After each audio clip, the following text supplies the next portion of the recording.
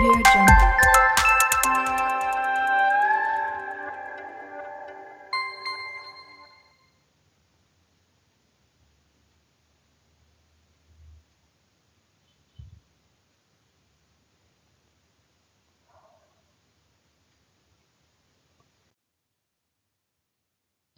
Welcome to today's video lecture on Introduction to Microbiology. Okay, let's start with the introduction. So first, let us know what is the meaning of the word microbiology. So it's nothing but the study of microorganisms. So now here, as the word tells, micro means something which is small or tiny, and organisms means something which has life in it. So putting it together, I can tell, so microbiology is a study of organisms which are very small or tiny, which we cannot see through our naked eye. So I can tell microbiology is the world beyond our naked eyes. And next is, the term microbe is used to describe organisms that are too small to be seen with the naked eye, that is 100 microns. Here microns is nothing but micrometers. Here, our human eye has the capacity to visualize only up to 100 microns. So something less than 100 microns we cannot see through our naked eye. So we cannot visualize them. So such organisms which is less than 100 microns, we call them as microorganisms or microbe. Okay, and to visualize them and to study them, we need a special instrument which is called as microscope. Okay, and so now we have a variety of microscopes. So starting from the simple compound microscope to advanced electron microscope. So this microscope makes us study aspects related to microorganisms. So now talking about microorganisms, microorganisms can be harmful to mankind, and so there are some other microorganisms which do not cause any harm to mankind. So based on them, we can call them as pathogens and commensals. So now first, what is pathogens? So pathogens are harmful microorganisms that cause disease. So that means here these microorganisms cause diseases to mankind. And as we all know that there are hundreds and hundreds of diseases caused by microorganisms. Like for example, cholera, diphtheria, tetanus, and a recent pandemic like COVID-19, right? So all of these are caused by microorganisms. And sometimes they can go so severe that they can even cause death of a person. Okay, so like this, so there are so many pathogenic microorganisms. So all these microorganisms, those who are harmful, we call it as pathogens. And the second type of thing is commensals. So commensals are those type of microbes that reside on either surface of the body or at the mucosa without harming human health. And the second type here is commensals. So now the microorganisms are actually present everywhere. They are present on the surface of plants, animals, and even on human beings. So our body is entirely covered with microorganisms. So microorganisms are present on the surface of the skin, they're present on the mucosal layer, and in different parts of the body, different microorganisms are present. So but these microorganisms, they do not cause any harm to mankind. They do not cause any disease to us. So they are called as normal microflora. They are present in our body and they do not cause any disease to us. Such organisms are called as commensals. So next is the characters of microorganisms. The first one is microorganisms are present everywhere. They are present in air, water, soil, surface of plants, animals and human beings. So as I discussed in the previous slide, So microorganisms are present everywhere. Okay, so they're present everywhere in the earth. So they are called as omnipresent. Okay, and the scientists tell that so they are present even in the coldest temperature as well as they are present in the hottest temperature like hot springs. And there is no place where we cannot find microorganisms. Okay, and they are also present in air, water, soil, surface of plants, animals and human beings.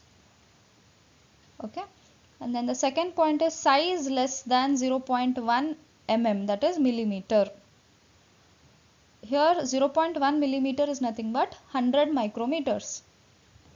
So the size of microorganisms are less than 100 micrometers, and that's the reason we cannot see them through our naked eyes. The third thing is they are aerobic or anaerobic.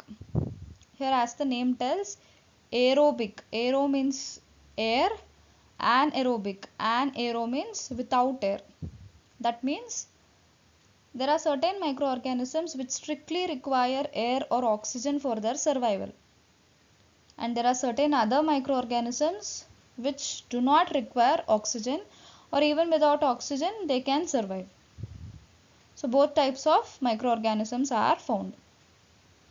And the fourth thing is motile or non-motile. So here motile means movement and non-motile means they do not show movement.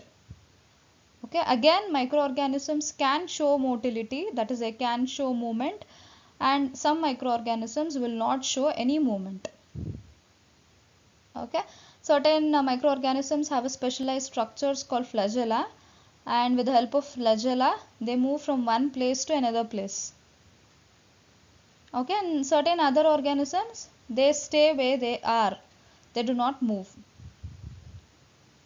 So you can find both of them.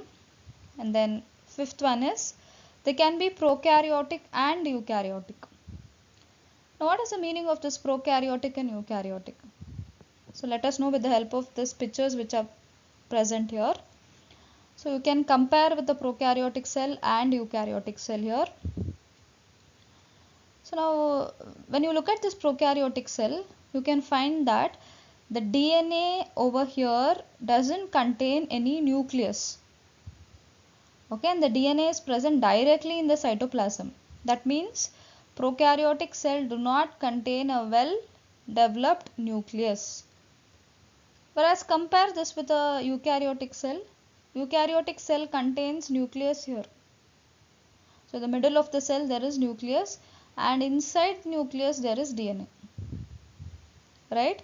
So that means eukaryotic cell contains a well defined nucleus. Now this is a major difference between prokaryotic cell and eukaryotic cell. That is, prokaryotic cell doesn't contain well organized nucleus, whereas eukaryotic cell contains well organized or developed nucleus. And apart from that, you can also find many organelles over here in the eukaryotic cell which are membrane bound. So you cannot find many such organelles in prokaryotic cell. Okay, so these are some of the differences between prokaryotic cell and eukaryotic cell. So coming to microorganisms, we can find both of them. Some microorganisms are prokaryotic and some others are eukaryotic. And the next sixth one is multicellular or unicellular. Again, as the name tells here, multicellular means they can be made up of many cells or they can be made up of single cell. Unicellular means single cell. That means here single cell itself will act as an entire organism. Okay, so microorganisms can be unicellular or they can be multicellular. And the seventh one is not visible through naked eyes. And as we all know, all these microorganisms are not visible through our naked eyes, and we require a special instrument called as microscope for visualizing them.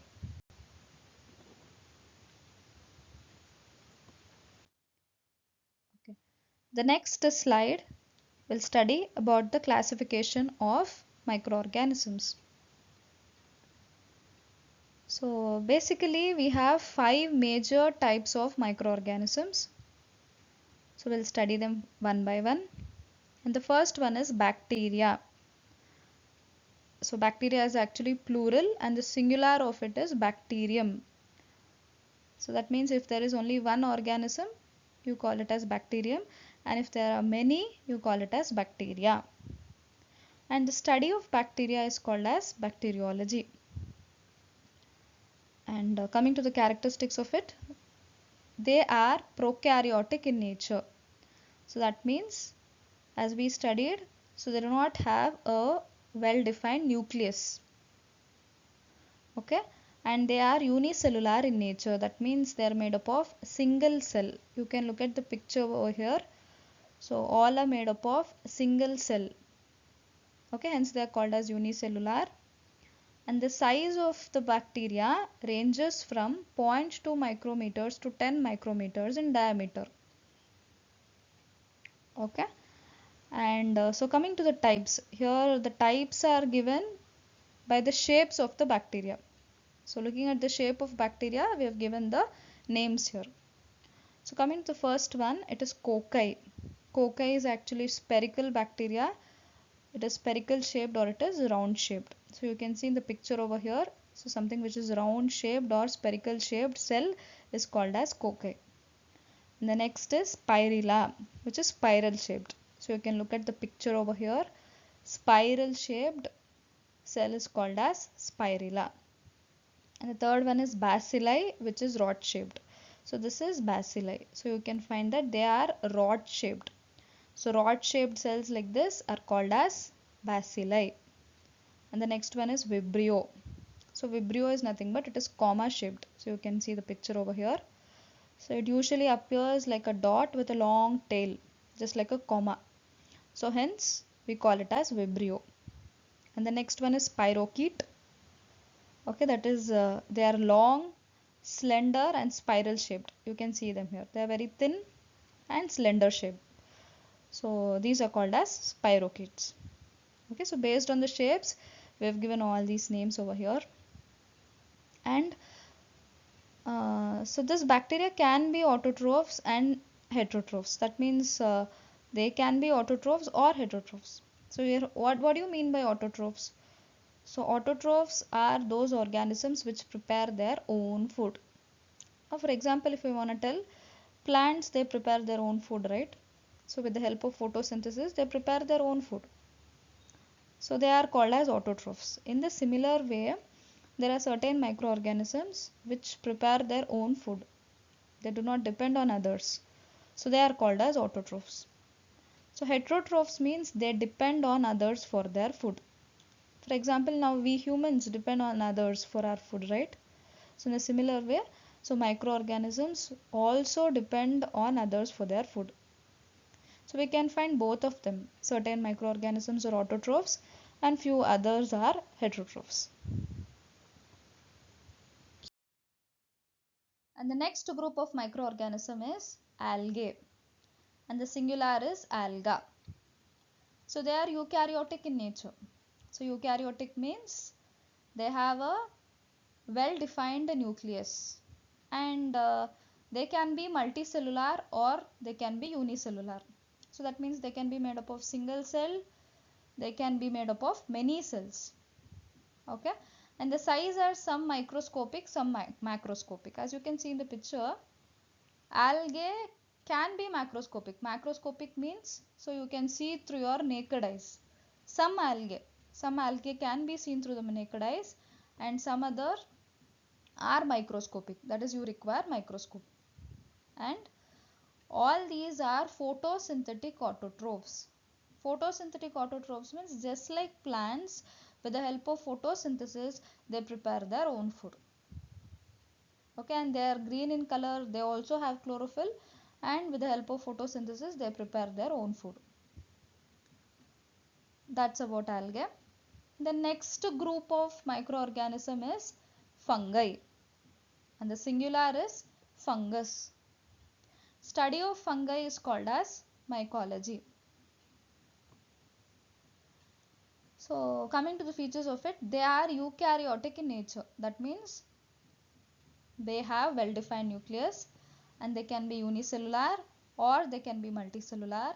Yeasts are unicellular and molds are multicellular. So usually we divide fungi into two types, that is yeasts and molds. Okay, wherein yeasts are unicellular and molds are multicellular. And heterotrophs, ecologically important scavengers, they live off dead matter and thus decompose it. That means here fungi play an important role to keep our environment clean.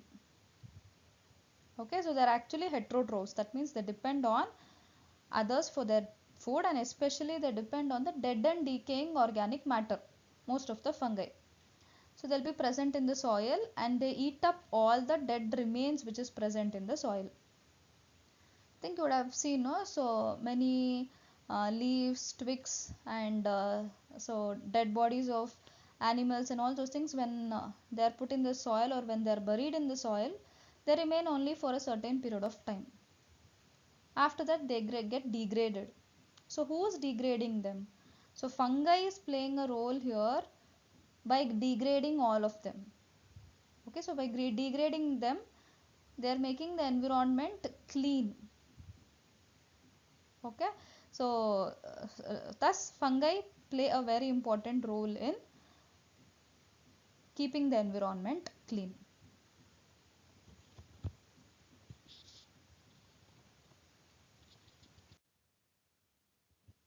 The next major group of microorganism is protozoa. We also call them as first animals because they behave like animals. That is, they have characters similar to that of animals. So that's why we call it as first animals. And they are eukaryotic in nature. So that means they have a well-defined nucleus. And they are unicellular in nature. They are made up of single cell and they are heterotrophs. Heterotrophs means so they actually depend on others for their food. They cannot prepare their own food. And the next and the unique type of microorganism is viruses. And the study of viruses is called as virology. So here they are acellular, so not considered prokaryotic or eukaryotic. Obligate intracellular parasites. When they are outside of the host cell, there is no evidence that these are alive. So why they are very unique is that, so we cannot call them as prokaryotic or eukaryotic. So we call them acellular. Why? Because so these viruses, they show their life, that is they become alive only when they are inside the host cell. Only when they enter the human body, plant body or animal body, so they become alive. So whereas when they come out of the cell, there is no evidence that they are alive. So that's why we call them as acellular. And they are very small when compared to other microorganisms. So hence you can see or they are visible only under electron microscope. Electron microscope is a advanced type of microscope and viruses can be seen only with the help of electron microscope. And the size of viruses are 0.0006 micrometers in diameters. So they are actually very small when compared to other microorganisms. Okay, now coming to the last slide. Microorganisms can either be beneficial and are helpful in human welfare, while others are disease causing and toxic enough to make us ill. Okay, so now when we speak about microorganisms, so microorganisms do not cause only disease, so they are also beneficial to mankind. So we use microorganisms for various purposes also. Okay, so let's see some of the examples for that. Now, microorganisms are beneficial to humankind in the following ways, like maintaining soil fertility, fermentation, and production of antibiotics. So these are some of the examples in which microorganisms are beneficial to humankind. Okay, the first one is maintaining soil fertility. So as we all know that microorganisms, they actually break the organic compound, that is complex organic compound which is present in the soil, and hence they help in maintaining the fertility of the soil. Okay, and so they're also a part of fermentation. We know that yeast is used in fermentation. Okay, and most of the antibiotics are also produced with the help of microorganisms. So these are some of the beneficial aspects to humankind, beneficial roles which are played by microorganisms. The next thing is microorganisms can be harmful to humankind, like outbreaks or pandemics, infectious diseases, allergic responses, etc. So this we discussed earlier, that they also cause diseases. So like infectious diseases, they cause allergic responses, they cause many diseases. There are hundreds and hundreds of diseases which is caused by bacteria, virus, algae, etc. Okay, so microorganisms have both the role, like beneficial role as well as the harmful role. Okay, that's it.